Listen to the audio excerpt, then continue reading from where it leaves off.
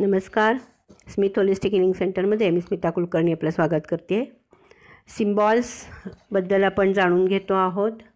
हा आपण ह्याच्या पुढचा सिम्बॉल घेतो आहे. हा पण सिम्बॉल चोकुरे ह्या नावानेच आहे. तोही शक्ती सिम्बॉलच आहे, एनर्जी सिम्बॉलच आहे, पॉवर सिम्बॉलच आहे. फक्त हा सिम्बॉल जो आहे हा पृथ्वीवरून हेवनकडे जाणारा आहे आणि क्लॉकवाईज आहे. अशा पद्धतीचा आहे. समोर तुम्हाला दिसतच असेल, बघता आहात तुम्ही कसा आहे स्क्रीनवरती. ह्याचा गोल जे आहे ते क्लॉकवाईज फिरणार आहेत असा हा सिम्बॉल आहे. हा सुद्धा शक्ती सिम्बॉलच आहे.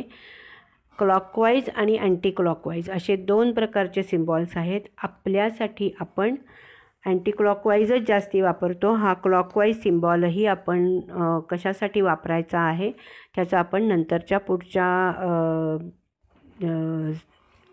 सेशनमध्ये बघणार आहोत, जिथे आपण प्रॅक्टिकली आपण करणार आहोत की हे सिम्बॉल कुठे कुठे कसे कसे वापरायचे, या सिम्बॉल्सचा आपण वापर कुठे करणार आहोत.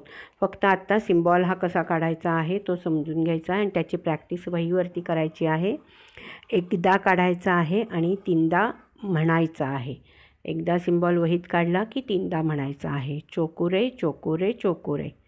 अँटी क्लॉकवाईज आणि क्लॉकवाईज हे दोन प्रकारचे आहेत. हा आपण क्लॉकवाईज काढतो आहोत. दोन्हीमध्ये फरक थोडासा वेगळा आहे, दिशा वेगवेगळ्या आहेत.